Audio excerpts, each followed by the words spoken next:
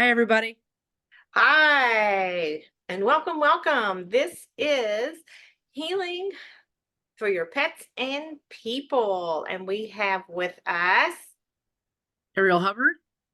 and I'm Vicki Draper, and we are here to share our decades of experience with you and helping you and your precious pets improve your quality of lives. So, Ariel, share how people can find you. Of course. So, Ariel Hubbard, Ariel, like the Little Mermaid, Hubbard, HUBBARD.com. And you can reach me to look at my website, schedule, blog, find out about what I do, and reach me if you would like some assistance with something. And Vicki, how can people reach you? All right, I am at healingyouranimal.com. And from there, you can sign up for a free assessment. You can see my classes. You can go watch replays of our past episodes on YouTube. Lots of information. So, healingyouranimal.com is the best way to find out how to get in touch with me. Woohoo! Right. Awesome. So we do this once a month. So for those of you that are new, we do it the first Thursday of the month. And we've been doing this now for a couple of years. Yes. And Yep. we love empowering you for you and your pets. And so Ariel is the human version of what I do with the pets. So this makes a great combination and great source of information. And so whether you have pets or not, you can benefit. And then Absolutely. if you're preparing to get a pet, then you're ahead of the game. And then if you have pets, even better, because then you're going to learn things to help take better care, will help them feel and live their best. And also, even if you're fostering pets, you guys might want to listen to what Vicki has to say, because even if you're just a temporary host, animals are affected by your energy, even if it's temporary. And so there are things you can do with Vicki to make the pet's experience the best it can possibly be. So That sharing is that also. true. That is true. Yep. Thank you. So today's topic is about the weather, and weather does impact your pets and you, because there's that old wives, or you've always heard that, oh, my knee's hurting, that Yep. I can tell the weather's changing. Well, it's Yep. not a myth. That is true. That, yes. And it's not only people that feel the changes, it's our animals too. And so, Ariel, would you like to share Absolutely. a little bit about the Absolutely. specific places that the weather impacts? Yes. So barometric pressure, okay. Barometric pressure affects joints in the body, can also weirdly affect spaces in between bones. So your sinuses and also your joints. So um, in traditional Asian medicine, they have this name. They're called the six pernicious, external influences. Pernicious external influences affect the flow of chi through our body. We have heat, we have summer heat, which is different, cold, dampness, right? Wind and dryness sometimes. And so I know, right? So the thing is, you may notice that there might be certain weather conditions that affect you adversely. Like for me, if I get out in the wind, even whether it's hot or cold wind, if I have my ears uncovered in the wind, I'll get a headache within 5 minutes. You probably have something like that, but barometric pressure can affect you, can make your arthritis worse. That's what massage can help with. And dampness can affect people. It can make them can affect their immune function. There are a lot of different influences that can affect people, and so that's something to be aware of, so that when you're traveling or you're out and about or there's a change in the season, that's why a lot of times the change of the seasons affects people and they can get sick. So if you know this ahead of time, there's steps you can take to address that and to, like boost your immune function and to do different things like wear earmuffs in the wind or whatever to protect yourself so that you aren't as affected. Vicki, you said the animals are affected. I mean, I've seen it too. They are. And Yeah. so they can predict, they feel, because they're very sensitive, they feel when the storms are coming. So if your pet Yes. starts to hide or starts getting a little anxious and you're like, what is going on?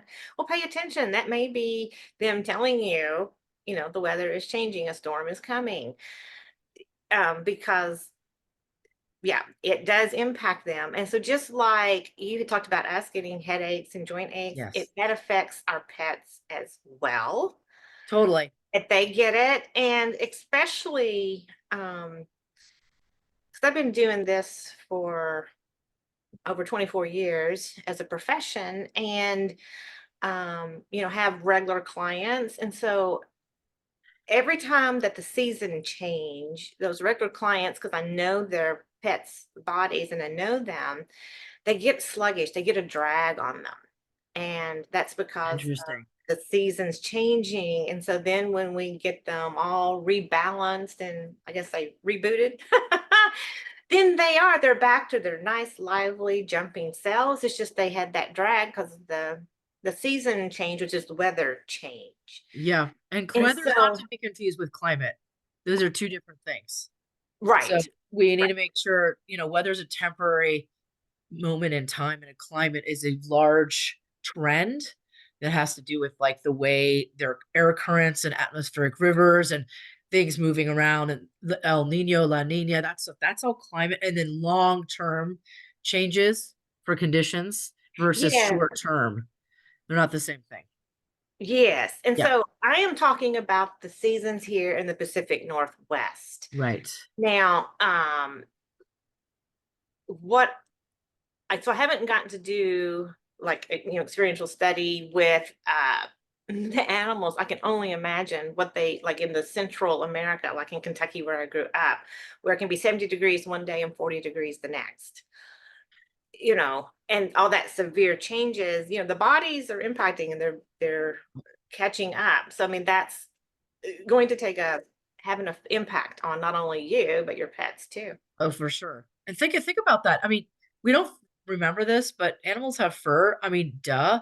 But what does it feel like to have a fur coat on all the time? And then imagine it's 40 degrees and you're fine.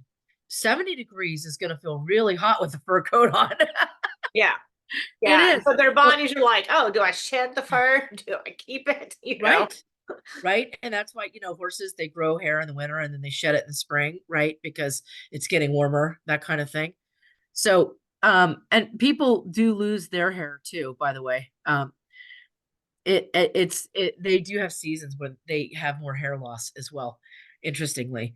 So one of the things that's important is preparation. So if you are aware of what's going on with the season, okay, like allergies, this is a big deal. I do a lot of lymphatic clearing for the head and neck when there are seasonal changes that cause a lot of pollens to be released, and then people get really bad allergies. So I'm flushing their sinuses and their head and neck and their throat.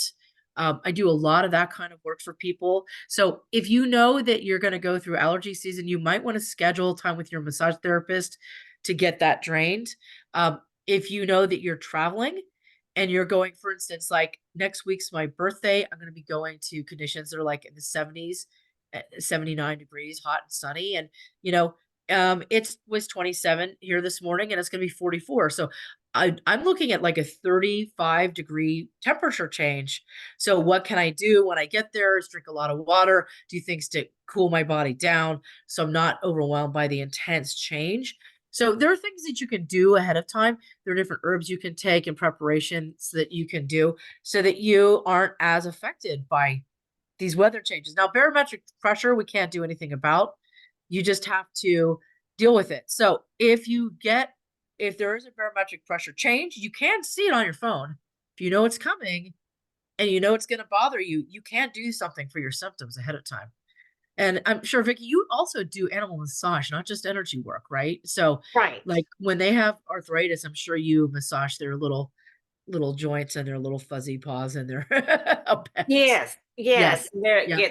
it gets the fluids and everything Yep. moving Yep. back flowing because it gets a little sluggish. And so then that's where they can move better, they can feel better. Yes. So that's where, yeah, lethargy is one big sign that they do, and they may Okay. not say, but lethargy is a big common issue with our pets when the weather shifts. What about when it gets hot? The dogs are panting more, probably. Well, we have to be conscious with them just like we do because they can get heat stroke. Yeah. So Yep. yes, if they're paint, you want to make sure they have water, they have shade, uh, and it could even be ice water. You know, keep them inside where it's cool. You've really got to, yeah, pay attention to that because they can. Absolutely. And then the reverse is true too. If it's too cold, they can get that. Is it hyperthermia? Um, Hypo. Hypo. Hypo. I forget which way it goes. Yep. So I, hypothermia as well. So the other extreme. And so yep. we really have to be conscious of just because they have their fur coats doesn't mean that they can really be healthy and extremely cold. Right. If you think about like last a week, like just 3 or 4 days ago, 10 feet of snow fell in the Sierra Nevada. That's a lot of snow. Imagine an animal stuck out in that, and then somebody finding that animal, they're gonna have to put them in that bathtub with the warm water too, like to get that animal warm up, or they might have to have them in a sleeping bag with them to get, their body heat up so that they can warm back up. And so anyway, so there's that. So okay. So what I would say is with regards to weather, the good news is that we can prep ahead of time, and we can pay attention. We can look at trends. We do have the 10-day forecast, and you can look at the barometric pressure in that forecast. And then also, if you just know how the seasons are, you could just prep. So you can make your appointments with your therapist ahead of time. It Whoever that is for you, if that's somebody that you like to work with, or if you need help, you can reach me. And then for the animals, if they need help, how can they reach you, Vicki? Go to healingyouranimal.com and I Yep. offer a Yep. free assessment. And so Yep. then we can meet and connect and make sure that we're a good fit for what your needs are. And Absolutely. then we can get that support. Absolutely. And I also work long distance just like you do. Mhm. And so I wouldn't do massage, but I can teach you how to work on yourself to deal with your allergies. And I've taught classes for people before long distance when they had serious like congestion or issues with their lymphatic system. I've taught them how to do self-treatment. So I can do that as well. Even if you can't see me in person, I'm happy to help. So Yeah. So how do they reach you? arielhubbard.com. Just like you can see my name on the screen and just put a .com after it, and there you go. You're ready to roll. All right. Well, so for those of you that are new, so what Ariel's talking about is yes, we both have an in-person option to see us and practice if you're local. And then we both service other people and pets in Yes. other states and countries. So Yep. we don't have to be, so it doesn't matter where you are, if you are, drawn to work with us, we can definitely help you. Yes, absolutely. For sure. Oh, one thing I want to remind people, April 8th, we have an eclipse coming up. In the United States, some parts of the United States, a full eclipse, and animals do strange things. Uh, there are articles out there, sometimes like gorillas march. Apparently, I don't know what they do, but they march, and some animals will prepare to go to sleep at that time if it gets dark. So if you are aware, and make sure you don't look in the sun, people, get your eclipse glasses. Do not look directly in the sun. You really, we don't, I mean, how many times do we need to say it? But just don't do it. Do you want to damage your vision? No. So don't do it. But don't have your animals look in the sun, right, Vicki? I mean, oh my gosh, don't go out for a walk during the eclipse. Not with your animal, anyway. If you want to go out for a walk with your glasses on, that's cool. But that's coming up April 8th. So just be aware that that could be something that might happen for your animal, right? That's true too. You may notice your animals having a little different behavior. Yeah. Yes. Yeah. Um, They can also sense earthquakes coming, and they oh can yeah. sense tsunamis too. And Oh that's yeah. when that a lot of times natural disasters happen on my birthday. I don't know why, but they just a lot of times they do. Like that tsunami in Southeast Asia about 15 years ago, and the declaration of COVID was on my birthday too. Um,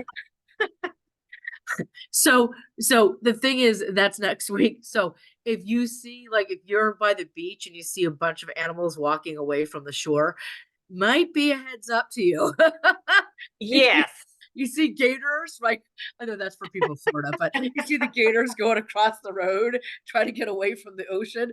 Maybe you should pay attention to that because they can hear things that we can't and feel things that we can't. So Yes, yeah, and so with that, they can sense the storms coming as well. absolutely. I am saying, yeah, they Yep. if it's a simple storm, not a tsunami where you've barely got to evacuate, and Yes. but just your general storm coming through that your animals may hide, and you're like, why? And then storm, Something happens. So yeah, it's if you notice that, you might want to start looking at the weather and going, what's going on here? Why is my animal hiding under the bed? My animal never hides under the bed, you yeah, know, yeah. And for so sure. the other thing is, the since we're talking about like pressure changes and everything, well, Yep. the moon Yes. cycles, I could always tell when a full moon was here because I didn't when I wasn't tracking it. I could always tell because I had this cat that he was pretty energetic normally, but he Right. went over the charts at full moon time, the few days before through the few days after, because of the intensities of the full moon energies. And so I would always go look. I'm like, oh, it must be full moon. I'd go look, and it's like, sure enough.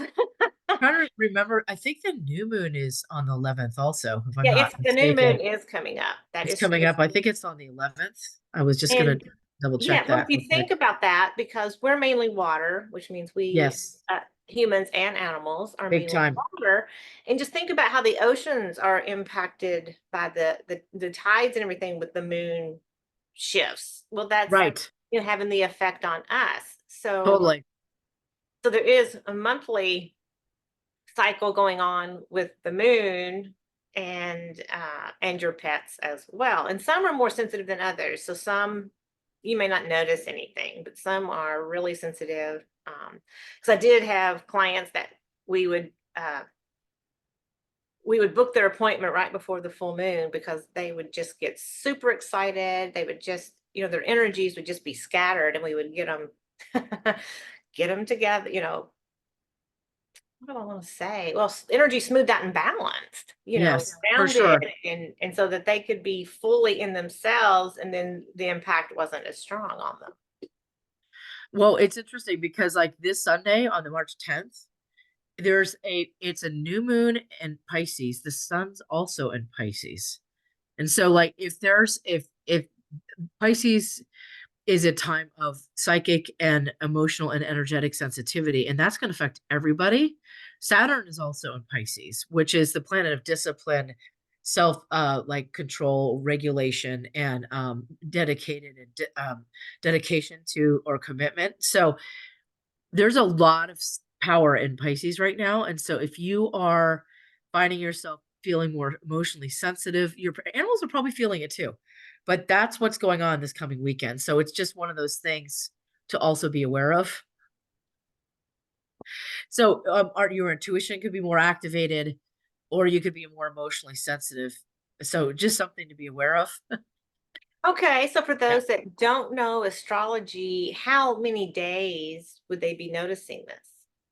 Um, so full moons usually it's a 3 day. It's waxing. Well, actually, for each moon, like because the full moon has 3 days, but the new moon also has like a 3 day mini cycle. So Saturday, Sunday, Monday, probably noticing a lot of that coming up. So my point is like new moons are like the start of something. If you want to create or visualize something, you want to think about it on the new moon, and then it culminates at the full moon, and then it starts dropping back down into the cycle for the next new moon. We also have eclipses coming up as well, and eclipses shake things up. So that's another thing to think about.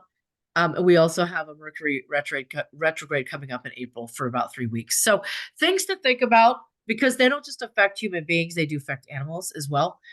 It may be in a different way because of the way they process energy, but it just information. When I like to think of weather, I don't just think of the physical weather, I think of the energetic weather and the cosmic weather, what's happening in our solar system, as well as on our planet itself. It's helpful. Yes, yes, Yeah. because we are all people and animals being Eh, impacted by the different rhythms. and by the gravitational pull of those planets. It's Yeah. it's it's no joke. It really isn't. So that's why people who work in emergency rooms always say that all the crazies come out at the full moon, because the people are affected by the energy of that. So, I mean, and these are medical professionals that are not necessarily oriented toward astrology.